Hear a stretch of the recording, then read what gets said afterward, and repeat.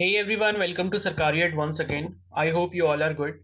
तो अभी हम लोग इस वीडियो में एक बहुत ही डिमांडिंग सेशन कंडक्ट करने वाले हैं, जो कि AIIMS BSc nursing and BSc paramedical entrance exam 2024 के सिलेबस और प्रिपरेशन के रिगार्डिंग रहने वाला है। ठीक है। तो काफ़ी दिन से काफ़ी सारे कैंडिडेट्स थे, वो रिक्वेस्ट कर रहे थे कि एम्स में जो बीएससी नर्सिंग एंट्रेंस एग्जाम होगा और जो बीएससी पैरामेडिकल एंट्रेंस एग्जाम होगा उसका क्या सिलेबस है एंड हमको जो है उसकी प्रिपरेशन किस तरीके से करनी चाहिए। ठीक है। तो उसी के ऊपर काफी सारी इंपॉर्टेंट चीजें जो है इस वीडियो में रहने वाली हैं। तो आप सभी से रिक्वेस्ट है कि वीडियो को प्लीज पूरा एंड तक एक बार जरूर देख लेना। ठीक है। तो अगर आप भी एस्पिरेंट हो बीएससी नर्सिंग या फिर बीएससी पैरामेडिकल के, तो सबसे पहले मैं आप सभी से रिक्वेस्ट करता हूँ कि आप चैनल को जो है जरूर सब्सक्राइब कर लें एंड बेल आइकन को प्रेस कर लें, सो दैट फ्यूचर में जितनी भी अपॉर्चुनिटीज आती हैं बीएससी नर्सिंग कोर्स को करने के लिए या बीएससी पैरामेडिकल कोर्स को करने के लिए, तो उसके जो नोटिफिकेशंस हैं वो आपको इस चैनल पर टाइम टू टाइम मिलते रहे।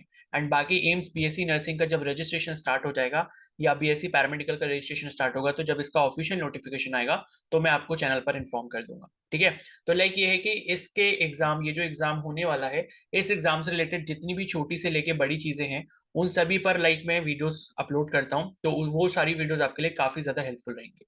तो एम्स बीएससी नर्सिंग और बीएससी पैरामेडिकल का जो सिलेबस रहेगा उसको हम डिटेल में समझेंगे, और ये समझेंगे कि प्रिपेयर आपको कैसे करना है, क्या क्या टॉपिक्स, क्या क्या चैप्टर्स इंपॉर्टेंट है, ये सारी चीजों पर हम बात करने वाले हैं। बिकॉज एक सबसे बड़ा अभी जो मिथ आप लोगों में अंदर है कि हमें करना क्या चाहिए, बिकॉज नीट का सिलेबस चेंज हो चुका है, एनसीईआरटी का सिलेबस चेंज हो चुका है, तो हमें कौन सा सिलेबस फॉलो करना चाहिए, क्या हमें न्यू पैटर्न के अकॉर्डिंग पढ़ना चाहिए या फिर जो पुराना सिलेबस था उसी को देखना चाहिए। ठीक है। तो इसके बारे में हम लोग कंप्लीट डिस्कशन करेंगे, तो वीडियो को प्लीज एंड तक देखते रहो। तो यहाँ पर क्या है, सबसे पहले मैं आपको ये बता दूं कि एम्स से जो बीएससी नर्सिंग अगर आप कर सकते हो तो उसके लिए पहली कंडीशन है कि आप एक फीमेल कैंडिडेट होनी चाहिए। मेल कैंडिडेट्स एम्स से बीएससी नर्सिंग कोर्स नहीं कर सकते, लेकिन जो बीएससी पैरामेडिकल का कोर्स है वो मेल और फीमेल कैंडिडेट्स दोनों ही कर सकते हैं। और यहाँ पर जो एम्स में बीएससी नर्सिंग कोर्स या बीएससी पैरामेडिकल कोर्स के लिए जो एंट्रेंस एग्जाम होता है वो सिर्फ एक एंट्रेंस एग्जाम होता है और साल में एक बार होता है। तो जितने भी पूरे इंडिया में एम्स हैं, ठीक है, लगभग लगभग 15 to 20 एम्स है, तो सारे एम्स के लिए एक ही कॉमन एंट्रेंस एग्जाम होता है जो आपका एम्स दिल्ली करवाता है। क्योंकि एक सबसे बड़ा डाउट ये भी रहता है कुछ कैंडिडेट्स के दिमाग में कि भाई एम्स दिल्ली का अलग होगा क्या एंट्रेंस एग्जाम, एम्स भोपाल का अलग होगा, जोधपुर का अलग होगा, तो ऐसा कुछ भी नहीं होता। तो एक एंट्रेंस एग्जाम देना होता है, उसमें जो आपका स्कोर आता है और उसमें जो आप प्रेफरेंसेस फिल करते हो कि पहले नंबर पे आपको कौन सा एम्स चाहिए, दूसरे पे कौन सा चाहिए, तीसरे पे कौन सा चाहिए, उसके बिहाफ पे और आपका जो स्कोर आया है एंट्रेंस एग्जाम में उसके बेसिस पे उन दोनों को कोरिलेट करके फिर आपको जो है आपका कॉलेज अलॉट कर दिया जाता है। ठीक है। तो ये कुछ छोटे मोटे डाउट है जो आपको हो सकते हैं, तो मैंने ये सोचा कि वीडियो स्टार्ट करने से पहले इनको क्लैरिफाई कर लिया जाए। अब ये जो आप अपनी स्क्रीन पर देख रहे हो ये एम्स 2023 का जो है प्रोस्पेक्टस है बीएससी नर्सिंग और बीएससी पैरामेडिकल कोर्स के लिए। ठीक है।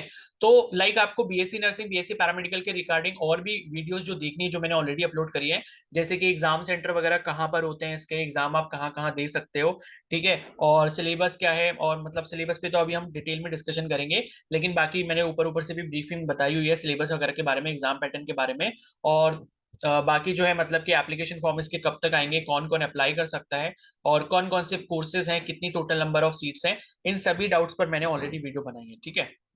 तो अब क्या है कि एम्स बीएससी पैरामेडिकल और नर्सिंग के एग्जाम सेंटर भी इंक्रीज हो चुके हैं। तो कल मैं एक वीडियो देख रहा था, किसी ने अपलोड करी है शायद, तो उसमें उन्होंने बताया कि भाई बीएससी पैरामेडिकल का जो एग्जाम सेंटर है सिर्फ और सिर्फ दिल्ली में होता है, तो ये बात बिल्कुल गलत है। मैं इस पर जल्दी वीडियो अपलोड करूंगा और वो डाउट आपका क्लियर कर दूंगा। ठीक है। तो पिछले साल से यानी कि 2023 से आपके बीएससी पैरामेडिकल और बीएससी नर्सिंग के एग्जाम सेंटर पूरे इंडिया में हो चुके हैं। ठीक है। तो वो वीडियो के लिए थोड़ा सा वेट करो। बीएससी नर्सिंग के तो मैंने सेंटर बता दिए थे, लेकिन बीएससी पैरामेडिकल पे मैं जल्दी ही वीडियो अपलोड करूंगा। तो चलो अब यहाँ पर आ जाते हैं हम अपने सिलेबस के ऊपर। ठीक है। ये आ जाते हैं, तो देखो यहाँ पर 2023 के प्रोस्पेक्टस में भी ये बात लिखी हुई है कि जो भाई बीएससी पैरामेडिकल और बीएससी पोस्ट बेसिक का एग्जाम होगा वो सिर्फ और सिर्फ दिल्ली एनसीआर में होगा। लेकिन ये बात जो है अभी के टाइम पे गलत है, बिकॉज एग्जाम सेंटर जो है वो चेंजेस हो चुके हैं, मतलब ऑलरेडी काफी सारे एग्जाम सेंटर जो है वो और ऐड हो चुके हैं। ठीक है। तो अब बात करते हैं यहाँ पर पहले सिलेबस और एग्जाम पैटर्न की। ठीक है। तो यहाँ पर जो आपका पहला जो ये पेपर है यहाँ पर बीएससी ऑनर्स नर्सिंग, नर्सिंग के पहले हम लोग बात कर लेते हैं। तो नर्सिंग का जो एग्जाम होता है ये आपका पूरा 2 घंटे का होता है, यानी कि 120 मिनट का टाइम आपको यहाँ पर दिया जाएगा। और जो क्वेश्चंस होते हैं वो आपके एमसीक्यू टाइप क्वेश्चंस रहते हैं, यानी कि एक क्वेश्चन होगा एंड उसके 4 ऑप्शंस होंगे एंड उसमें से आपको करेक्ट ऑप्शन को चूज करना होगा। ठीक है। और यहाँ पर जो है ये आपका जो एग्जाम होता है ये आपका ऑनलाइन मोड में करवाया जाता है। ऑनलाइन मोड में अब क्या होता है कि जैसे बच्चे होते हैं स्कूल से वो निकलते हैं, उन्हें ये चीज नहीं समझ आती कई बार कि ऑनलाइन मोड में अगर एग्जाम हो रहा है तो भाई एग्जाम सेंटर पे जाने की जरूरत क्या है, घर से ही ना देते हैं। नहीं भाई, ऐसा नहीं होता। ऐसा नहीं है कि आप घर पे लैपटॉप खोलोगे और ऑनलाइन मोड में एग्जाम हो रहा है तो आप घर से बैठ के ऑनलाइन दोगे।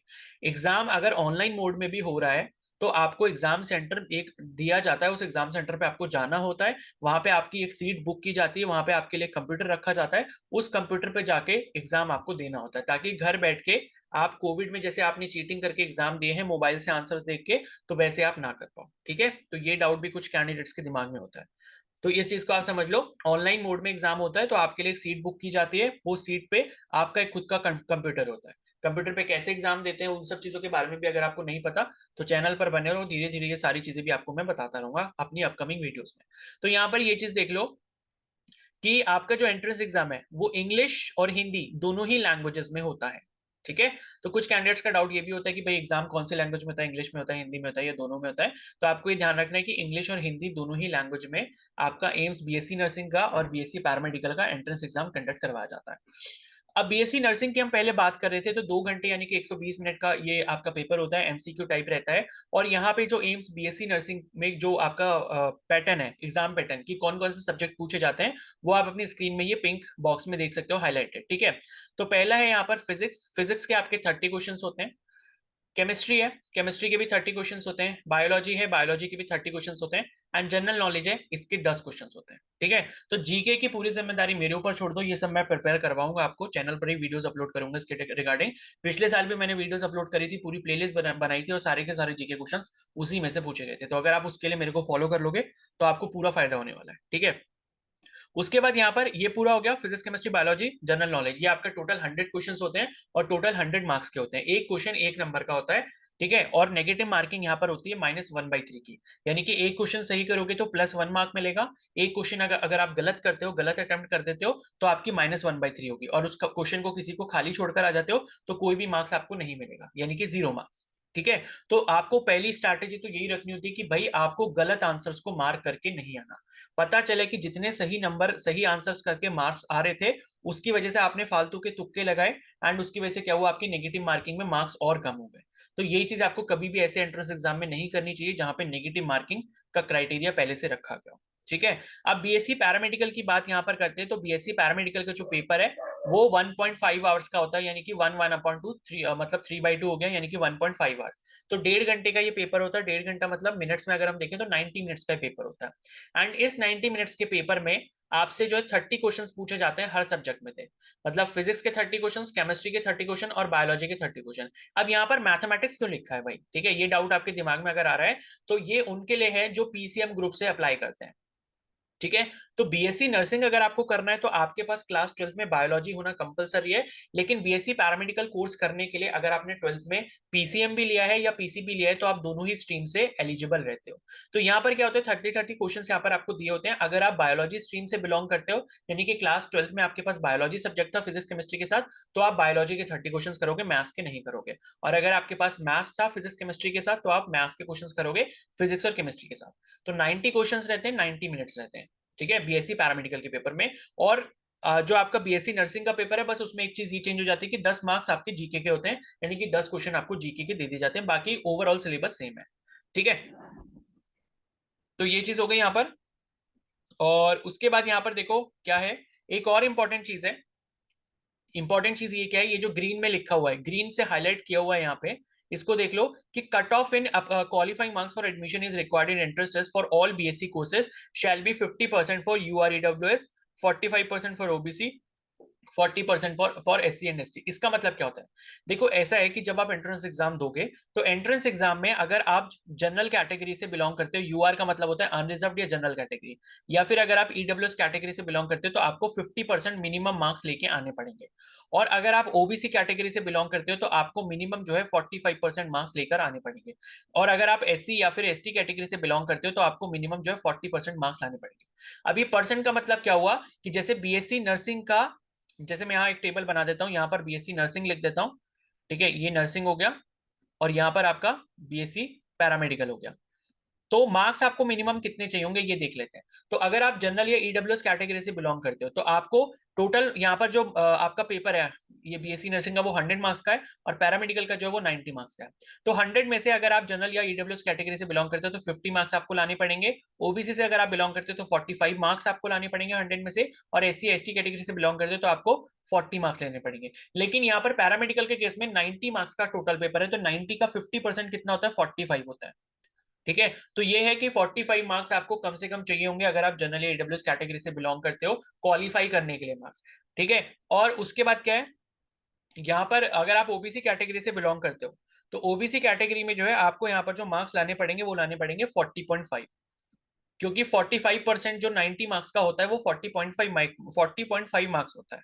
ठीक है, उसी तरीके से अगर आप एससी एसटी कैटेगरी से बिलोंग करते हो तो यहाँ पर आपको 36 मार्क्स जो है पैरामेडिकल के एग्जाम में लाने पड़ेंगे। ये मिनिमम क्वालिफाइंग मार्क्स होते हैं। मिनिमम क्वालिफाइंग मार्क्स का मतलब है कि अगर आप इतने नहीं लाओगे तो काउंसलिंग में आप पार्टिसिपेट नहीं कर पाओगे। अगर आप इतने मिनिमम मार्क्स ले आते हो तो इस बात की कोई गारंटी नहीं है कि आपको एम्स में सीट दी जाएगी, लेकिन इस बात की गारंटी जरूर है कि आप जो है अपनी जो भी आपकी काउंसलिंग का प्रोसेस रहेगा उसमें आके बैठ पाओगे। ठीक है, तो बस क्वालिफाइंग का मतलब ये होता है। और अगर आप मिनिमम क्वालिफाइंग मार्क्स इतने नहीं ले पाए और लेकर आ पाए अपने एंट्रेंस एग्जाम में अपनी कैटेगरी के अकॉर्डिंग, तो आप एग्जाम देने के बाद जब रिजल्ट आएगा तब आप बाहर हो जाओगे इस पूरे प्रोसेस से, यानी कि सारी कहानी खत्म। और अगर आप इतने मिनिमम मार्क्स ले आते हो इसका मतलब है कि आगे के प्रोसेस यानी कि जो भी काउंसलिंग वगैरह होगी उसमें आप बैठोगे, एंड उसके बाद जो कंपटीशन होगा बच्चों के साथ उसके बेसिस पर अगर आपकी किस्मत अच्छी हुई, आपके स्कोर बहुत अच्छा हुआ तो आपको सीट मिल जाएगी, अदरवाइज नहीं मिलेगी। ठीक है, तो ये पूरा जो है क्राइटेरिया आपका यहाँ पर रहता है। ठीक है, तो आई होप ये आपको यहाँ अच्छे से क्लियर हो गया होगा। तो ये बात रही आपके पूरे एग्जाम पैटर्न की, नेगेटिव मार्किंग वगैरह ये सारी चीजें मैंने आपको बता दी। मिनिमम मार्क्स आपको कितने लेके आने हैं, ठीक है, क्वालिफाई करने के लिए वो भी बता दिए। और बाकी इसमें आपको सेफ स्कोर कितना लाना होता है उस पर मैं एक अलग से वीडियो बनाऊंगा कि सेफ स्कोर अगर आप इतना ले आते हो तो आपको कंफर्म जो है सीट मिल जाएगी किसी भी एम्स कॉलेज में, चाहे वो बीएससी नर्सिंग कोर्स हो या बीएससी पैरामेडिकल कोर्स हो। ठीक है, तो उसको हम एक अलग वीडियो में देखेंगे। क्लियर है। अब यहाँ पर बात कर लेते हैं कि भाई सिलेबस क्या है, क्या कौन सा नया एनसीईआरटी न्यू नीट का जो सिलेबस है वो फॉलो करें, क्या करना है उस पर थोड़ा सा डिस्कशन करते हैं यहाँ पे। ठीक है, तो देखो यहाँ पर मैं आपको पहली चीज बता दूं कि यहाँ अभी 2023 में जो एनसीईआरटी की बुक्स हैं, चाहे वो आपकी फिजिक्स की बुक हो, चाहे वो आपकी केमिस्ट्री की बुक हो या फिर बायोलॉजी की बुक हो, मैथ्स का मेरे को नहीं पता, वो मैंने नहीं देखा, तो वो अपने अकॉर्डिंग देख लेना, मे बी वो भी चेंज हो गई है। ठीक है, तो फिजिक्स केमिस्ट्री और बायोलॉजी इन तीन सब्जेक्ट्स की अगर एनसीईआरटी की किताबों की बात करें हम, तो इनमें से काफी सारे टॉपिक्स और काफी सारे चैप्टर्स को ऑलरेडी डिलीट कर दिया गया है। ठीक है, जैसे फॉर एग्जाम्पल मैं बताऊं, बायोलॉजी की जो आपकी 11th की बुक है उसमें जो ट्रांसपोर्ट इन प्लांट्स वाला चैप्टर है वो हटा दिया गया है। ठीक है, और डाइजेशन वाला जो एक चैप्टर था ह्यूमन फिजियो का उसको हटा दिया गया। समझ रहे हो। तो ये क्या है कि कुछ चैप्टर्स और कुछ जो टॉपिक्स हैं उनको एनसीईआरटी में से हटाया गया। अब नीट का भी नया सिलेबस आया है। ठीक है, नीट में भी नीट का जो सिलेबस है वो बेसिकली नई वाली एनसीईआरटी को फॉलो करते हुए सिलेबस बनाया गया। उसमें कुछ एक्स्ट्रा टॉपिक्स भी हो सकते हैं, उनको छोड़ो। तो मेरे अकॉर्डिंग आपको क्या करना चाहिए, देखो सबसे पहले जो एनसीईआरटी का न्यू वाला सिलेबस आ चुका है 2023-24 का, 2023-24 की जो नई एनसीईआरटी बुक आ चुकी है उसका जो आपका एनसीईआरटी का सिलेबस है पहले आपको वो पूरा कंप्लीट करना चाहिए। ठीक है, अब ये आप कैसे कर सकते हो वो अभी हम आगे डिस्कस करते हैं। तो 2023-24 की सबसे पहले आपको देखना है कि भाई एनसीईआरटी में क्या क्या चैप्टर्स है, कौन कौन सी चीजें हैं और कौन कौन से टॉपिक्स है। पहले आपको एनसीईआरटी वाइज सारा सिलेबस अपना कंप्लीट करना होगा, फिजिक्स का भी, केमिस्ट्री का भी एंड बायोलॉजी का भी। ठीक है, जब आप इतना काम कर लेते हो तो इसका मतलब है कि मोर देन 80% सिलेबस आपने खत्म कर लिया। अब इसके बाद आते हैं हम नया जो नीट का सिलेबस है, नीट का सिलेबस जो कि आपके एनएमसी ने डिक्लेयर किया है, नेशनल मेडिकल कमीशन। एनएमसी ने एक पीडीएफ निकाली थी जिसमें नीट का कंप्लीट सिलेबस दिया है। अब आप में से मैक्सिमम ऐसे कैंडिडेट्स होंगे जो नीट की तैयारी कर रहे हैं। अगर नीट की तैयारी कर रहे हो तो नीट का ही सिलेबस फॉलो करो, फिर ये एनसीईआरटी वगैरह देखने की जरूरत नहीं है। ठीक है, लेकिन जो नीट पर ज्यादा फोकस नहीं रख रहे, जिनको इसी से मतलब है, इसी एंट्रेंस एग्जाम से मतलब है, या अपने स्टेट लेवल के एंट्रेंस एग्जाम से रिलेटेड प्रिपरेशन कर रहे हैं, तो सबसे पहले वो 2023-24 को जो एनसीईआरटी का सिलेबस है टॉपिक वाइज चैप्टर वाइज वो कंप्लीट करेंगे। एंड जब आपका वो सिलेबस कंप्लीट हो जाता है तब आप उठाओगे यहाँ पर नीट का जो एनएमसी का सिलेबस है। एनएमसी ने जो नीट का ऑफिशियल सिलेबस दिया है 2024 के एंट्रेंस एग्जाम के लिए। अब आप उसमें ये देखोगे कि इस सिलेबस में कौन से ऐसे टॉपिक हैं जो 2023-24 की एनसीईआरटी में नहीं थे। तब आप जो बचे हुए टॉपिक्स, जो एडिशनल टॉपिक्स आपको मिलेंगे नीट के सिलेबस में जो एनसीईआरटी में नहीं है 2023-24 वाले में, उनको आप पढ़ोगे। ठीक है, इतना जब आप कर लेते हो तो इसका मतलब है कि आपने जो है यहाँ पर अपना सिलेबस कंप्लीट कर लिया। तो ये स्ट्रैटेजी आपको रखनी है। पुरानी वाली जो एनसीईआरटी थी उसके सिलेबस को अभी फॉलो बिल्कुल भी मत करो। मैं ये सजेस्ट नहीं करूंगा कि पुरानी वाली जो एनसीईआरटी थी कि उसको आप फॉलो करो, क्योंकि आपको लॉजिकली यहाँ पर ये सोचना चाहिए कि जिन बच्चों ने 2023-24 में 12th बोर्ड का मतलब एप्लीकेशन फॉर्म भरा है, 12th बोर्ड का, यानी कि कहने का मतलब है कि 2024 में जिनका 12th क्लास कंप्लीट होगा, यानी कि वो 12th के बोर्ड एग्जाम्स देंगे कब, 2024 में, वो लोग जो एनसीईआरटी पढ़कर आ रहे होंगे वो 2023-24 वाली एनसीईआरटी पढ़ के आ रहे होंगे। ठीक है, तो एम्स क्या करेगा भाई, एम्स तो उन बच्चों को भी अलाउ करता है एंट्रेंस एग्जाम देने के लिए जो 2024 में अभी अपना 12th बोर्ड का एग्जाम देके आ रहे होंगे, उनको भी अलाउ करेगा। तो एम्स जो पेपर सेट करेगा वो उनके लेवल के अकॉर्डिंग भी सेट करेगा। वो ये नहीं देखेगा कि भाई पिछले साल वाले जो अभी ड्रॉपर हैं खाली वही एग्जाम दे रहे हैं और उसके बेसिस पे हमें पुरानी एनसीईआरटी को फॉलो करते हुए जो है अपना पेपर बनाना चाहिए। तो क्या है कि एम्स जब अपना पेपर यहाँ पर डिसाइड करेगा तो वो यही देखेगा कि भाई 2023-24 में जो बोर्ड का सिलेबस था वो क्या था, प्लस यहाँ पर जो आपका 11 का उससे पहले का सिलेबस है वो भी मतलब न्यू एनसीईआरटी के अकॉर्डिंग कौन सा सिलेबस है उसको फॉलो करते हुए यहाँ पर आपका जो है पेपर सेट किया जाएगा। ठीक है, और यहाँ पर आपको चीज ये भी ध्यान रखनी है कि ये जो फिजिक्स केमिस्ट्री बायोलॉजी है ये भी बहुत बच्चों का डाउट रहता है कि हमें सिर्फ और सिर्फ क्या 12th क्लास का सिलेबस पढ़ना है या 11 का भी पढ़ना है। ठीक है, तो मैं आपको बता दूं यहाँ पे 12th क्लास का जो है 60% आता है और 11th क्लास का जो है यहाँ पर 40% सिलेबस आपसे पूछा जाता है, चाहे वो बीएससी पैरामेडिकल का एंट्रेंस एग्जाम हो या फिर बीएससी नर्सिंग का एंट्रेंस एग्जाम हो। और फिजिक्स केमिस्ट्री बायोलॉजी तीनों में ही ऐसे ही रेशियो चलता है। 60% का जो सिलेबस होता है लगभग लगभग वो 12th क्लास की एनसीईआरटी से होता है और 11th क्लास का जो सिलेबस है वो 40% रहता है। ठीक है, तो ये है कि 12th के सिलेबस पे आप थोड़ा सा मतलब ज्यादा फोकस करो इन कंपैरिजन टू 11th का सिलेबस। अगर मान लो आपने एक बार अपना पूरा सिलेबस ऑलरेडी कंप्लीट कर रखा है 11th और 12th का, तो 12th को आप पहले प्रायोरिटी दो और उसको ज्यादा से ज्यादा रिवाइज करो, उसके ज्यादा से ज्यादा क्वेश्चंस लगाओ। और 11 को आप थोड़ा कम भी टाइम दोगे तो भी चलेगा। ठीक है, तो ये चीज आपको ध्यान रखनी है। तो कहने का मतलब यहां पर ये है कि 11th प्लस 12th आपको दोनों ही सिलेबस पढ़ना है अपना, फिजिक्स केमिस्ट्री और बायोलॉजी का। ठीक है, और क्या सिलेबस पढ़ना है ये मैंने आपको बता दिया। एनसीईआरटी का जो सिलेबस है 2023-24 के अकॉर्डिंग तीनों ही सब्जेक्ट में फिजिक्स केमिस्ट्री बायोलॉजी में पहले आपको वो पढ़ना है। उसके बाद आप नीट का जो एनएमसी वाला सिलेबस है ऑफिशियल सिलेबस उसको आप डाउनलोड करोगे एंड उसमें जो एडिशनल टॉपिक्स हैं जो कि एनसीईआरटी में कवर नहीं किए गए थे या फिर पुरानी वाली एनसीईआरटी में थे, तब आप फिर क्या कर सकते हो, उन टॉपिक्स को कवर कर सकते हो अगर आपके पास टाइम बचा रहता है एग्जाम तक। वैसे अभी बहुत टाइम है, 4 महीने हैं हमारे पास पूरे पूरे, क्योंकि एग्जाम आपका जून में होने वाला है। ठीक है, तो मई तक का अभी टाइम है और जनवरी भी अभी ज्यादा कुछ क्रॉस नहीं हुआ, जनवरी के भी 20 दिन है और बाकी फरवरी मार्च अप्रैल मई 4 महीने मतलब लगभग 4.5 महीने हैं। तो 4.5 मंथ्स में जो है ये आपको सारा करना है। तो अगर आप खाली एनसीईआरटी का सिलेबस भी पढ़ लेते हो ना तब भी मैं आपसे कहता हूँ कि आपका सिलेक्शन गारंटीड यहाँ पर हो जाएगा, और नीट के सिलेबस को अगर आप नहीं टच करते। बिकॉज क्या है कि एनसीईआरटी का जो एनसीईआरटी 2023-24 की एनसीईआरटी है और नीट का जो सिलेबस है, नीट के अंदर मतलब ये है कि 85 से लेके 90% सिलेबस आपका एनसीईआरटी वाले टॉपिक्स होंगे। ठीक है, तो यहां पर क्या है कि आपके 10 से लेके 15% सिलेबस के टॉपिक्स कुछ ऐसे हो सकते हैं जो आपको ये वाली एनसीईआरटी में ना मिले, या फिर हो सकता है कि ये वाले ऐसे टॉपिक्स हो जो पुरानी जो आपकी एनसीईआरटी थी जो कि 2022 तक आ रही थी उसमें ये अवेलेबल होंगे। ठीक है, तो आई होप ये जो आपका डाउट है ये क्लियर हो गया होगा कि क्या पढ़ना चाहिए क्या नहीं पढ़ना चाहिए। अब ये सिलेबस आपको नई वाली एनसीईआरटी का कैसे देखना है, मान लो अगर आपके पास एनसीईआरटी की पुरानी किताब है और लाइक आपको लगता है कि भाई क्या ही पैसे वेस्ट करने, नई एनसीईआरटी लेके कुछ चैप्टर्स ही तो डिलीट हुए हैं वो देख लेंगे कौन से हुए हैं, तो वो आपको कैसे देखना है तो वो मैं आपको यहाँ पर अभी समझा देता हूँ। ठीक है, तो अभी अपनी स्क्रीन पर ही देखते रहो, वो मैं आपको अच्छे से समझा देता हूँ कि आपको नई वाली एनसीईआरटी के टॉपिक्स कैसे देखने हैं। ठीक है, तो अब आपको यहाँ पर मैं एनसीईआरटी की जो ऑफिशियल वेबसाइट है उस पर लेके चलता हूँ, आपको स्क्रीन यहाँ पर दिख रही होगी। तो यहाँ पर हम चलते हैं एनसीईआरटी की ऑफिशियल वेबसाइट पे। आपको गूगल में सिर्फ सर्च करना है डाउनलोड एनसीईआरटी बुक्स, बस इतना आप जब सर्च करोगे तो यहाँ पर जो पहले वाला आपको लिंक मिलेगा text books PDF first to 12th, ये एनसीईआरटी की ऑफिशियल वेबसाइट है ncrt.nic.in, इस वेबसाइट पर आपको चले जाना है। एंड इस वेबसाइट पे जब आप यहाँ पर चले जाओगे तो यहाँ पर ये आप अपने फोन से भी खोल सकते हो, कोई प्रॉब्लम नहीं है। ठीक है, मैं तो अपने पीसी में खोल रहा हूँ। तो यहाँ पर आपको सबसे पहले क्लास अपनी सिलेक्ट करनी है, फिर सब्जेक्ट सिलेक्ट करना है, फिर बुक का टाइटल सिलेक्ट करना है एंड देन गो। ओके, तो सेलेक्ट क्लास, यहाँ पर क्लास आ रही है तो मैं क्लास 11 पहले सेलेक्ट करता हूँ। इसमें से सब्जेक्ट मेरे को सपोज यहाँ पर फिजिक्स सेलेक्ट करना है, ठीक है। एंड फिजिक्स सेलेक्ट करने के बाद यहाँ पर बुक टाइटल में चला जाता हूँ। जैसे मान लो अगर आपको हिंदी वाला पढ़ना है तो आप भौतिकी 1 कर सकते हो, और अगर यहाँ पर मेरे को जैसे इंग्लिश वाला यहाँ पर एनसीईआरटी खोलना है तो फिजिक्स पार्ट 1 मैंने ओपन कर लिया, ठीक है।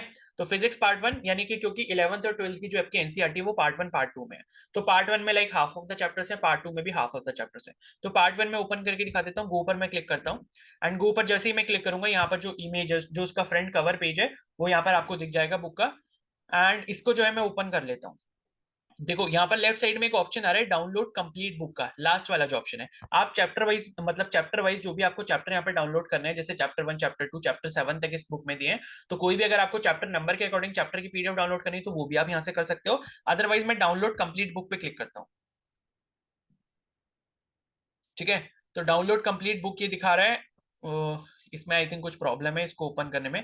चलो छोड़ो, मैं इसमें सबसे पहले आपको वही दिखा देता हूँ। मतलब हमें क्या करना है, हमें बस इसका इंडेक्स देखना है, ठीक है। तो मैं एक बार इंडेक्स देख लेता हूँ इसको ओपन करके,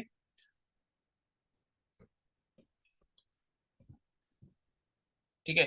ये है, तो ये आपको यहाँ पर दिख रहा है, ये बुक मैंने इसका जो स्टार्टिंग के पेजेस है उनको ओपन कर लिया है। तो अभी हम यहाँ पर क्या करेंगे, इंडेक्स वाले पेज पे चलेंगे, ठीक है। बाकी पूरी बुक चाहो तो आप डाउनलोड कर सकते हो। तो अभी हम चलते हैं इसके इंडेक्स वाले पेज पे। इंडेक्स वाला जो पेज है वो ये रहा, ठीक है। तो ये रहा इंडेक्स वाला पेज इसका। मैं इसको थोड़ा जूम इन और कर लेता हूँ सो दैट कि क्लियरली विजिबल हो जाए।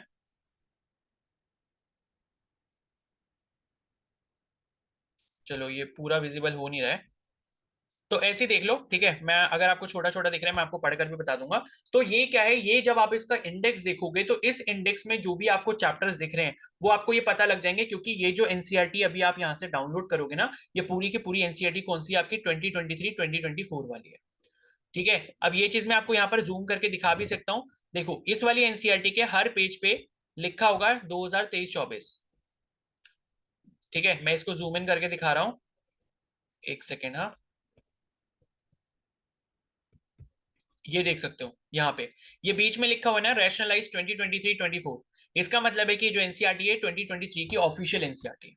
तो आपको ही ध्यान रखना है, जब आप इस वेबसाइट से करोगे तो आपको ऑफिशियल एनसीईआरटी 2023-24 वाली ही मिलेगी, ठीक है। तो आपने बेसिकली करा क्या कि इसका इंडेक्स खोल के देख लो या फिर ये पूरी बुक डाउनलोड कर लो। एंड इसके अकॉर्डिंग आपको क्या करना है, सारे चैप्टर्स को फॉलो करना है, या सारे सिलेबस को जो एनसीईआरटी का सिलेबस है उनको आप सब्जेक्ट वाइज जो है इस तरीके से आप फॉलो कर सकते हो। तो इसमें आपको कोई भी जो है एम्बिग्युइटी नहीं रहेगी इस चीज की कि भाई ये सिलेबस सही है या नहीं है, क्या ये ऑफिशियल है या नहीं है। ये सारी चीजों में आपको कोई भी डाउट नहीं रहेगा, ठीक है। तो इससे क्या है, आप पूरा अपना एनसीईआरटी का जो सिलेबस है, जितने भी टॉपिक्स यहाँ पर इंडेक्स में दिए हैं वही वही टॉपिक्स आपको फॉलो करने हैं। और चाहो तो आप पूरी बुक डाउनलोड कर लो एंड पूरी बुक को जो है चैप्टर टू चैप्टर जो है फॉलो करते जाओ, ठीक है। तो इस तरीके से आपको जो है यहाँ पर ये चीज करनी है, ओके। तो इसी तरीके से आप फिजिक्स हो गया, ठीक है, फिजिक्स का पार्ट 2 हो गया क्लास 11 का, फिर फिजिक्स क्लास 12 की हो गई, केमिस्ट्री 11 12 की हो गई, बायोलॉजी 11 12 की हो गई। इस तरीके से आप सारे जो बुक्स हैं वो यहाँ से डाउनलोड कर सकते हो। एंड अगर मान लो आपको नई एनसीईआरटी परचेज नहीं करनी एंड उसके अकॉर्डिंग फिर आप ये देख सकते हो कि हाँ भाई इसमें ये वाला टॉपिक है तो वो मेरे को अपनी वाली एनसीईआरटी से पढ़ लेना है, क्योंकि मान लो आप में से बहुत सारे कैंडिडेट्स ऐसे होंगे जो पुरानी एनसीईआरटी को फॉलो कर रहे हैं, या फिर कुछ ऐसे कैंडिडेट्स होंगे जो सेल्फ स्टडी कर रहे हैं, यूट्यूब से नोट्स वगैरह बना रहे हैं, ये सब चीजें कर रहे हैं, ठीक है। तो उनको इस चीज से काफी ज्यादा हेल्प हो जाएगी, आपको ऑफिशियल कंटेंट मिल जाएगा एनसीईआरटी 2023-24 का। ये जब आप पहले पूरा अपना सिलेबस इतना ही कंप्लीट कर लो वही बहुत है, इसी में आपका सिलेक्शन रहेगा। लेकिन फिर भी आपको लगता है कि नहीं यार मेरे को थोड़ा और करना है, मेरे पास काफी टाइम बचा हुआ है, तो उसके बाद आप क्या कर सकते हो, नीट का जो एनएमसी वाला ऑफिशियल सिलेबस है उसको आप फॉलो कर लो। उसमें जो भी ऐसे टॉपिक्स होंगे जो आपको यहाँ एनसीईआरटी में नहीं दिखे और लगता है कि वो पिछली एनसीईआरटी में थे, पुरानी वाली एनसीईआरटी में थे, तो आप उनको फॉलो कर लो। तो नई वाली एनसीईआरटी प्लस एनएमसी का जो नीट वाला सिलेबस है वो आप इतना अगर आप फॉलो कर लेते हो तो आपका यहाँ पर बहुत अच्छे से सिलेबस पूरा हो जाएगा, ठीक है। तो अब आई होप कि लाइक आपको यहाँ पर कोई भी डाउट नहीं रहा होगा कि सिलेबस कौन सा वाला पढ़ना चाहिए, नई एनसीईआरटी पढ़े पुरानी एनसीईआरटी पढ़े क्या पढ़े, ठीक है। ये डाउट अब आपको नहीं रहेगा। अब हम चलते हैं वापस अपने उसी वाले ब्रोशर को मैं इसको ओपन कर लेता हूँ। अब हम थोड़ा सा बात इसके ऊपर कर लेते हैं कि भाई सिलेबस को प्रिपेयर कैसे करना है। लाइक सिलेबस तो हमने समझ लिया कि पढ़ना क्या है, लेकिन पढ़ना कैसे है उसको समझ लेते हैं, क्योंकि पढ़ना क्या है वो तो हमें पता चल गया, लेकिन ये इतना काफी नहीं है, पढ़ना कैसे है वो सबसे ज्यादा इंपॉर्टेंट है। क्योंकि पढ़ना क्या है, खाली इसी चीज पर फोकस रह गया पूरे साल तो फिर एक साल हो सकता है और ड्रॉप लेना पड़ जाएगा, ठीक है। तो यहाँ पर देखो मैं आपको कुछ टिप्स दे रहा हूँ यहाँ पे, ठीक है। तो पहली चीज यहाँ पर ये है कि लाइक मैंने आपको सिलेबस बता दिया, एनसीईआरटी को फॉलो करो एंड एनसीईआरटी से इधर उधर कहीं पर भी मत जाओ। तो लाइक आपको जैसे मतलब फॉलो करना है कि जैसे हम कैसे पढ़ सकते हैं अगर हमें यूट्यूब से सेल्फ स्टडी वगैरह करनी है, तो उन सब चीजों के बारे में कुछ इंपॉर्टेंट पॉइंट्स मैं आपको बता रहा हूँ, वो चीज ध्यान रखो। ठीक है, तो पहले हम बात करते हैं यहाँ पर बायोलॉजी की सिलेबस की। ठीक है, तो बायोलॉजी के लिए देखो यार, अगर आप यहाँ पर नीट का एग्जाम दे रहे हो या किसी भी मतलब कोई भी एंट्रेंस एग्जाम दे रहे हो किसी भी कोर्स के लिए, तो आपके लिए यहाँ पर सबसे अच्छी किताब सिर्फ और सिर्फ एनसीईआरटी है। ठीक है, एनसीईआरटी से बाहर मत जाओ। ठीक है, मत जाओ, एनसीईआरटी लाइक बेस्ट है। सारे क्वेश्चंस आपके एनसीईआरटी में से मिल जाएंगे। अगर मान लो 30 क्वेश्चंस यहाँ पर बायो के पूछे जा रहे हैं ना, तो 30 में से आप मान के चलो कि 25 to 27 क्वेश्चंस आपके 100% एनसीईआरटी की किताब से ही होंगे, किसी ना किसी लाइन से होंगे। ठीक है, तो मैं तो यही बोलता हूँ कि भाई बायोलॉजी अगर आप पढ़ रहे हो किसी भी एंट्रेंस एग्जाम के लिए यहाँ पर, और जिसमें 11th और 12th दोनों का सिलेबस आ रहा है, तो आप भाई 11th और 12th की एनसीईआरटी पढ़ो बायोलॉजी के लिए। ठीक है, अब लाइक इसके लिए आपको मैं कुछ बता देता हूँ। मान लो आपको लगता है कि भाई एनसीईआरटी में मेरे को इतने कुछ खास समझ नहीं आती, जैसे जेनेटिक्स वगैरह के चैप्टर हो गए, ठीक है, या फिर और कुछ हो गया लाइक ह्यूमन फिजियो हो गया, तो वो कैसे पढ़े उसके बारे में थोड़ा सा मैं आपको आइडिया देता हूँ। जो जो ऐसे टीचर्स हैं जिन्होंने यूट्यूब पर पढ़ाया और जिन्होंने सिर्फ एनसीईआरटी के सिलेबस को कंप्लीट किया है, तो वो मैं आपको थोड़ा सा बता देता हूँ। ठीक है, तो यहाँ पर क्या है, जैसे मान लो एक जो टीचर है आपने नाम सुना होगा यहाँ पर, विपिन शर्मा करके। ठीक है, वो अभी लाइक पीडब्ल्यू यानी कि फिजिक्स वाला में पढ़ाते हैं, शायद किसी ना किसी बैच में पढ़ाते होंगे। तो इनकी जो वीडियोस हैं, ठीक है, ये आप कर सकते हो एनसीईआरटी के लिए, क्योंकि इन्होंने कुछ ऐसी वीडियोस डाली थी, और ये डाली थी लगभग लगभग 2019-20 के आसपास। उतनी पुरानी वीडियोस नहीं है एनसीईआरटी की, एंड बेस्ट है मेरे अकॉर्डिंग, मैंने खुद देखी है ये, तो ये बेस्ट है। तो विपिन शर्मा सर की जो वीडियोस हैं वो आप फॉलो कर सकते हो, एंड इन्होंने एनसीईआरटी का एक एक जो चैप्टर लिया है वही मतलब एनसीईआरटी में एक एक लाइन को इन्होंने पूरा करवाया है, एंड छोटी छोटी सी वीडियोस हैं। जैसे मान लो कोई चैप्टर है ह्यूमन फिजियो का, जैसे मान लो breathing and exchange of gases है, अगर मान लो ये वाला चैप्टर है, तो ये वाले चैप्टर के लाइक एक एक टॉपिक 10-10 12-12 मिनट की वीडियोस हैं, और 7-8 वीडियोस में आपका पूरा चैप्टर कंप्लीट हो जाता है। तो नोट्स भी बना सकते हो आप इनकी वीडियोस देख के, और इनको फॉलो कर सकते हो।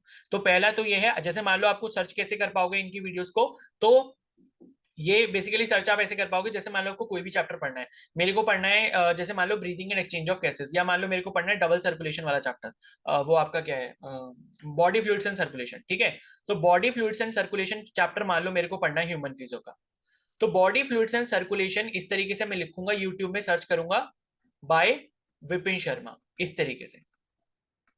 जब आप इस तरीके से सर्च करोगे, आपको पहले दूसरे नंबर पे ही इसकी वीडियो का जो वो है थंबनेल, वो आ जाएगा। तो उसमें इन्होंने बेसिकली एक व्हाइट कलर का बोर्ड होगा या ग्रीन कलर का बोर्ड होगा, उस पर पढ़ा रखा होगा। तो हर चैप्टर की इन्होंने प्लेलिस्ट बना रखी है, उस चैप्टर की जो है अलग अलग टॉपिक को एनसीईआरटी वाइज क्या करा है इन्होंने समझाया, और वो 10-10 या 15 मिनट की या 12 मिनट की ऐसी वीडियोस हैं। तो जैसे बॉडी फ्लूइड्स एंड सर्कुलेशन है, तो मान लो इसमें 12-12 13-13 मिनट की वीडियोस होंगी, एंड 7-8 वीडियोस या 8-10 वीडियोस होंगी, उससे आप पूरा चैप्टर पढ़ सकते हो, प्योरली एनसीईआरटी बेस्ड। ठीक है, तो ये है, इन्होंने लगभग लगभग सारे चैप्टर्स करवाए हैं। बाकी जो दूसरी चीजें हैं, जैसे कि मान लो आपका जेनेटिक्स वाला पार्ट हो गया, अगर लाइक आपको जेनेटिक्स बहुत अच्छे से पढ़ना है, डेप्थ में पढ़ना है, ठीक है, क्योंकि एनसीईआरटी से जेनेटिक्स इतना अच्छे से समझ आता नहीं है। ठीक है, तो जेनेटिक्स के लिए आप क्या कर सकते हो, अन अकेडमी की एक मतलब अन अकेडमी ऐप के बारे में आपने सुना ही होगा। इस पर क्या है, फ्री में लाइक एक लेक्चर पढ़े हुए हैं जेनेटिक्स के, और उनका नाम जो है सर का वो है पीके अग्रवाल करके। ठीक है, ये लाइक मेरी मतलब वो है, मतलब मैं आपको सजेस्ट कर रहा हूँ, आपकी जो चॉइस है, लाइक आपको जो भी टीचर अच्छा लगता है आप उससे पढ़ सकते हो, कोई प्रॉब्लम नहीं है। बट मैंने जिसको फॉलो किया है कि लाइक मैंने देखा है कि भाई हाँ ये अच्छा पढ़ाते हैं, तो उसी एक्सपीरियंस के बेसिस में मैं आपको बता रहा हूँ। ठीक है, तो जेनेटिक्स जो है अन अकेडमी आप ऐप डाउनलोड कर सकते हो, वहां पर पीके अग्रवाल, प्रवीण कुमार अग्रवाल करके सर हैं, उनको आप सर्च करोगे तो उनकी जो फ्री लेक्चर्स पड़े हुए हैं उससे आप जेनेटिक्स पढ़ सकते हो, बहुत अच्छे से एक्सप्लेन कर रहे हैं। ठीक है, एंड अगर मान लो आप दूसरी चीज यहाँ पर क्या है, जो प्लांट फिजियोलॉजी वाला सेक्शन है, प्लांट फिजियोलॉजी मतलब जिसमें आपका रेस्पिरेशन इन प्लांट्स हो गया, फोटोसिंथेसिस हो गया, फोटोसिंथेसिस इन हायर प्लांट्स, ये सब चीजें जो भी हैं, तो ये जो है ये भी आप इन्हीं सर से पढ़ सकते हो, पीके अग्रवाल सर से। इन्होंने इसकी जो वीडियोस हैं प्लांट फिजियो की, ये इन्होंने यूट्यूब पर अपलोड करी हुई है। ठीक है, तो प्लांट फिजियोलॉजी बाय पीके अग्रवाल, इस तरीके से जब आप यूट्यूब पे सर्च करोगे तो आपको पूरा उनका चैनल मिल जाएगा, उस चैनल पे जाकर आप इनकी वीडियोस प्लांट फिजियोलॉजी की चैप्टर वाइज ढूंढ सकते हो। तो ये लाइक कुछ चीजें जेनेटिक्स और प्लांट फिजियो से पढ़ लो, बाकी चैप्टर आसान आसान है, वो आप विपिन शर्मा सर की वीडियो से आप पढ़ सकते हो। ठीक है, तो बायोलॉजी का लाइक इस तरीके से आप अपना पूरा अच्छे से प्लान बना सकते हो, मैंने आपको थोड़ा सा सजेशन दे दिया लाइक प्रिपरेशन कैसे करनी है। अब हम लोग चलते हैं दूसरे उसके ऊपर, फिजिक्स के ऊपर, लाइक जो जिस सब्जेक्ट में आपको सबसे ज्यादा डर लगता है। ठीक है, फिजिक्स की, फिजिक्स आप कैसे कर सकते हो। देखो फिजिक्स में जनरली जो आपसे क्वेश्चंस पूछे जाते हैं, नर्सिंग एंट्रेंस एग्जाम हो गया, कोई भी एंट्रेंस एग्जाम हो गया यहाँ पर, जो कि बायोलॉजी वालों के लिए स्पेशली बनाया जाता है। तो उसमें क्या रहता है कि भाई ज्यादा डेप्थ में ये लोग न्यूमेरिकल्स वगैरह नहीं पूछते, यानी कि आपने थ्योरी जो है अच्छे से पढ़ रखी है और फॉर्मूला वगैरह आपने ऊपर ऊपर ऊपर से किए हैं, और उसमें आपको न्यूमेरिकल जो है ऊपर ऊपर से करने आते हैं, छोटे छोटे न्यूमेरिकल जो है जो कि फॉर्मूला बेस्ड न्यूमेरिकल्स होते हैं, वो अगर आपको करने आते हैं तो फिजिक्स का पोर्शन आप यहाँ पर आराम से कर लेते हो। ऐसा ही नीट में भी होता है, नीट में भी कोई बहुत ज्यादा डेप्थ में न्यूमेरिकल नहीं पूछे जाते जिसमें आपको बहुत दिमाग लगाना पड़े, जैसे कि जेई मेंस लेवल में आते हैं। ठीक है, तो इसके लिए आप क्या कर सकते हो, एक गौरव गुप्ता सर करके हैं, ठीक है, गौरव गुप्ता सर करके हैं। इन्होंने क्या करा था, इन्होंने भी लगभग 2019-20 के आसपास क्या कर रखा है, इन्होंने एक प्लेलिस्ट बनाई है। ये पहले क्या थे, वेदांतु में पढ़ाते थे, लेकिन अभी शायद ये अन अकेडमी में है, अभी मेरे को रिसेंटली जो पता है उस ये इन्फॉर्मेशन। तो पहले ये वेदांतु में पढ़ाते थे, ठीक है। तो वेदांतु के चैनल पर जब ये पढ़ाते थे तब इन्होंने यूट्यूब पर ही इन्होंने क्या करा था, फिजिक्स से रिलेटेड वीडियोस अपलोड करी थी। और कैसी वीडियोस अपलोड करी थी, वन शॉट वीडियोस अपलोड करी थी, वन शॉट। ठीक है, वन शॉट वीडियोस ऐसी अपलोड करी थी कि सारे कॉन्सेप्ट्स को एक बार इन्होंने बता दिया, और एक एक कॉन्सेप्ट के जितने भी न्यूमेरिकल पॉसिबल हो पाते थे वो न्यूमेरिकल ये सॉल्व करवा देते थे, और ये इनका पढ़ाने का बहुत अच्छा तरीका था। तो आप चाहो तो इनको फॉलो कर सकते हो। तो आपको करना क्या है, फिजिक्स में जैसे कोई भी चैप्टर का नाम लिखा और उसके आगे लिख देना बाय गौरव गुप्ता सर। इस तरीके से जब आप लिख दोगे, और वेदांतु के चैनल पर वो पढ़ा होगा लगभग 3 या 4 साल पहले की वो होगी वीडियो, तो वो आपको दिख जाएगा। ठीक है, उसके बाद बात करते हैं फिजिक्स के, सारे आप ऐसे कर लो, और बाकी एनसीईआरटी की एक बार रीडिंग कर लो फिजिक्स की, तो बहुत अच्छा है, बहुत अच्छे से प्रिपरेशन आपकी हो जाएगी। और उसके ऊपर और भी अगर कुछ करना है तो नीट के पीवाईक्यू कर लो, बहुत अच्छे से प्रिपरेशन हो जाएगी। ठीक है, उसके बाद यहाँ पर केमिस्ट्री है। केमिस्ट्री को कैसे आप कर सकते हो, तो केमिस्ट्री की लाइक मतलब पीडब्ल्यू के चैनल पे मतलब काफी सारी वीडियोस पड़ी हैं, मतलब जो कंपटीशन वाला करके जो उनका चैनल था, फिजिक्स वाला के जो चैनल था कंपटीशन वाला करके, ठीक है। तो केमिस्ट्री के लिए लाइक यहाँ पर क्या है कि मतलब ऑर्गेनिक मतलब जो भी आपकी केमिस्ट्री है, अगर आप कर सकते हो तो सिर्फ और सिर्फ एनसीईआरटी पढ़ लो खुद से, अगर आप एनसीईआरटी कर सकते हो तो कर लो। लेकिन फिर आपको लगता है कि भाई मेरे को ये टॉपिक समझ ही नहीं आ रहा है एनसीईआरटी पढ़ने में, ठीक है, तो आप उनको जो है यूट्यूब पे सर्च कर सकते हो। और जैसे अगर मान लो आपको यहाँ पर क्या बोलते हैं, जैसे मान लो आपको केमिस्ट्री करनी है, तो इनऑर्गेनिक केमिस्ट्री के लिए यहाँ पर जो है, इनऑर्गेनिक केमिस्ट्री के लिए एक कोई महाजन सर करके हैं, ठीक है, मैं उनका पूरा नाम अभी भूल रहा हूँ। तो महाजन सर करके हैं, वो कंपटीशन वाला चैनल पे उन्होंने क्या है, फ्री में पूरी जो प्लेलिस्ट अपलोड करी हुई है पूरी इनऑर्गेनिक केमिस्ट्री की। ठीक है, उसी तरीके से यहाँ पर जो है फिजिकल केमिस्ट्री के लिए भी एक सर है, सर्वेश सर करके थे, ठीक है, सर्वेश सर। तो इन्होंने भी कंपटीशन वाला करके एक चैनल है, उस पर भी उन्होंने पूरी प्लेलिस्ट डाली हुई है सर्वेसन में। और ऑर्गेनिक के लिए आप चाहो तो पंकज सर को फॉलो कर सकते हो, वो भी पीडब्ल्यू में पढ़ाते थे, तो उनकी भी आपको पूरी प्लेलिस्ट कंपटीशन वाला के चैनल पर मिल जाएगी।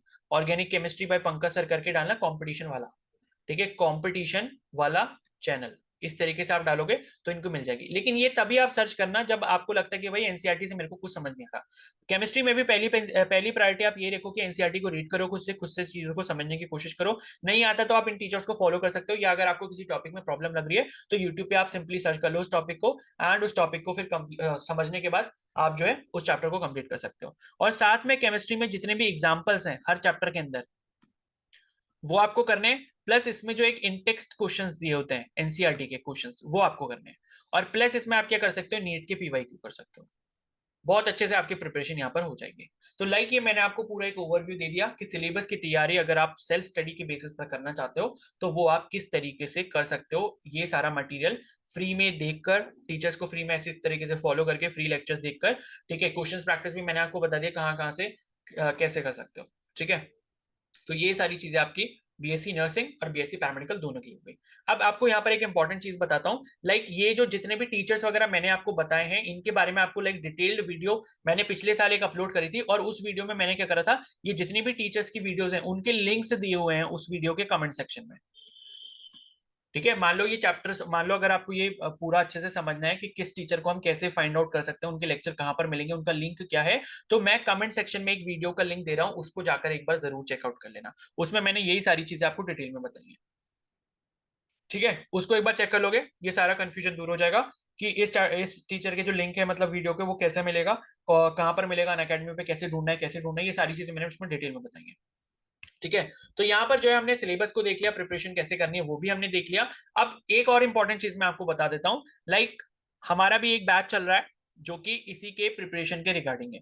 AIIMS BSc nursing and AIIMS BSc paramedical. तो वो बैच जो है वो नवंबर में स्टार्ट हुआ था, तो अभी तो आप लोग उसमें एनरोल नहीं कर सकते क्योंकि उसमें सिलेबस काफी आगे जा चुका है, एंड उसमें मैं ही पर्सनली पढ़ाता हूँ फिजिक्स केमिस्ट्री एंड बायो, ठीक है, एंड बाकी जीके भी हम साथ में पढ़ेंगे। तो उस बैच के अंदर क्या है, अभी हम एक नया बैच लॉन्च करने की सोच रहे हैं, जो कि मोस्ट प्रोबेबली हो सकता है जनवरी एंड के टाइम पे यहाँ पर लॉन्च होगा, ठीक है, जनवरी 2024 का जो एंड है, यानी कि आफ्टर 20th जनवरी, ठीक है, आफ्टर 20th जैन जो है, मैं कोई वीडियो अपलोड करूंगा उसी बैच के लॉन्च के रिगार्डिंग कि आप उसमें एनरोल वगैरह कैसे कर सकते हो, एंड उसमें आपको क्या क्या चीजें मिलने वाली है, उसका प्राइस वगैरह कितना रहेगा, नॉमिनल प्राइस रहेगा, मतलब आप प्राइस ये मान के चल सकते हो कि 1500 टू 2000 के बीच में कहीं ना कहीं होगा, ठीक है। तो इतने प्राइस में आप चाहते हो मेरे से पर्सनली मतलब इस चीज के लिए, इस एग्जाम को प्रिपेयर करने के लिए आप गाइडेंस चाहते हो या मतलब प्रिपेयर करना चाहते हो, तो सारे जितना भी सिलेबस हम पूरा का पूरा सिलेबस करेंगे, और ये क्लासेस आपकी तब तक चलती रहेंगी जब तक आपका एग्जाम नहीं हो जाता। और ये जो फीस मैंने आपको बताई 1500 से 2000, ये पूरी कंप्लीट कोर्स की फीस रहेगी। तो आपका मन होता है, आपको अच्छा लगेगा, मैं आपको डेमो लेक्चर्स भी दूंगा उसमें, और डेमो लेक्चर्स वगैरह के लिंक दूंगा, अगर आपको सेटिस्फेक्शन लगता है कि हाँ भाई मेरे को समझ आ रहा है, प्रिपेयर करना चाहिए, तो आप उस बैच को ज्वाइन कर सकते हो। और बैच की डिटेल्स मैं वीडियो के थ्रू ही अपलोड करूंगा, यूट्यूब पर ही अपलोड करूंगा, एंड जो मैं पढ़ाता हूँ जूम पर पढ़ाता हूँ, जूम ऐप पर, ठीक है। तो ये है कि वहां पर हमारा 1-to-1 इंटरेक्शन रहता है, आपको कोई भी डाउट है किसी भी चीज में, तो आप मेरे से डायरेक्टली अनम्यूट करके पूछ सकते हो। ऐसे नहीं कि भाई आजकल जैसे चलता है ना ऐप वगैरह पे, मतलब कि ऐप बना लिया एंड उसके ऊपर पढ़ा रहे हैं, तो बेसिकली वहां पर होता है कि आप डाउट क्या करते हो, टाइप करते रहते हो टीचर से पूछने के लिए। वहां पे ऐसा कोई ऑप्शन नहीं रहता कि आप भाई डायरेक्टली टीचर को बोल सको कि हाँ मेरे को ये चीज समझ नहीं है। तो जूम ऐप मेरे को बेस्ट चीज लगती है, तो उसी पर मैं ये बैच रन कर रहा हूँ अभी। तो अभी हमारे जो प्रेजेंट बैच चल रहा है उसमें अराउंड 60 स्टूडेंट्स हैं, ठीक है। तो बाकी अभी नेक्स्ट बैच एक लास्ट बैच होगा जिसमें आप लोग अगर चाहो तो एनरोल कर सकते हो। इसकी सारी इन्फॉर्मेशन आपको मिल जाएगी, यूट्यूब पर ही मिलेगी। तो उसके लिए बस आपको करना क्या है, चैनल को सब्सक्राइब कर लेना है, जैसे ही मैं वो वीडियो अपलोड करूंगा तो आप उसको देख लेना, अगर आपको लगता है कि आप सेटिस्फाइड हो तो आप उस बैच में एनरोल कर सकते हो, ठीक है। सारी डिटेल्स मैं आपको दे दूंगा, यूट्यूब पर ही दूंगा मैं। क्लियर है। अब यहाँ पर बीएससी नर्सिंग वालों के लिए जीके का एक क्वेश्चन रह जाता है कि जीके कैसे प्रिपेयर करेंगे, तो उसकी रिस्पॉन्सिबिलिटी मेरे ऊपर छोड़ दो, जीके मैं आपको प्रिपेयर कराऊंगा, यूट्यूब पर ही कराऊंगा, फ्री में करवाऊंगा, ठीक है। अपने बैच वालों को भी उसी यूट्यूब से ही करवाऊंगा, ठीक है, मतलब यूट्यूब बैच में तो करवाऊंगा, उनका टेस्ट भी लूंगा, सारी चीजें होती हैं बैच में। लेकिन ये है कि आप जितने भी लोग इसको वीडियो को देख रहे हैं, या जो भी एम्स बीएससी नर्सिंग के कैंडिडेट्स हैं या एस्पिरेंट्स हैं, तो उनके लिए जो जीके है मैं यहाँ पर यूट्यूब पर ही फ्री में आपको इसका पूरा जो कोर्स है, जितनी भी चीजें इंपॉर्टेंट है वो मैं आपको यूट्यूब पर ही करवाऊंगा, तो उसकी टेंशन आपको लेनी नहीं है बिल्कुल भी, ठीक है। तो यहाँ पर हमने जो है कंप्लीट सिलेबस प्लस जो प्रिपरेशन की स्ट्रैटेजी है वो हमने यहाँ पर जो है अच्छे से डिस्कस कर लिए। अब इसके बाद भी अगर आपका कोई भी डाउट रहता है तो आप मेरे को कमेंट सेक्शन में जरूर बता सकते हो, सो दैट कि मैं उसको अपकमिंग वीडियो में ले पाऊं एंड उसका जो आंसर है वो मैं आपको कर पाऊं, ठीक है। बाकी बीएससी नर्सिंग और बीएससी पैरामेडिकल से रिलेटेड मैंने ऑलरेडी कंप्लीट वीडियो अपलोड कर दी है, उसका लिंक भी आपको कमेंट सेक्शन में मिल जाएगा। अगर आपको फर्दर इन्फॉर्मेशन चाहिए इस एग्जाम के बारे में, टोटल सीट्स वगैरह कितनी है, फीस कितनी रहती है, फॉर्म कब आएंगे, ठीक है, एग्जाम कब तक होगा, ये सारी चीजों पर मैंने ऑलरेडी वीडियो बनाई है, तो उसके लिंक वीडियो के कमेंट सेक्शन में है। और बाकी जो अभी मैंने बोला कि ऊपर जो मैंने फ्री लेक्चर्स वगैरह की मैंने बोला कि लिंक वगैरह आपको कैसे मिलेंगे, तो वो भी आपको सारी इन्फॉर्मेशन नीचे दी गई एक वीडियो में मिल जाएगी, तो उसको जाके आप चेकआउट कर लो। और अगर ये वीडियो आपको हेल्पफुल लगी हो तो प्लीज इसको जरूर लाइक कर देना, चैनल पर नए तो सब्सक्राइब कर लो एंड बेल आइकन को प्रेस कर लो।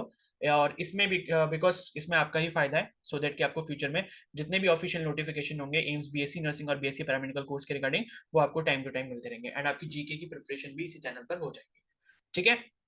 तो अब फाइनली यहाँ पर वीडियो को खत्म करते हैं, एंड अपने फ्रेंड्स के साथ भी इस वीडियो को जरूर शेयर कर देना। Okay, so thank you and have a nice day.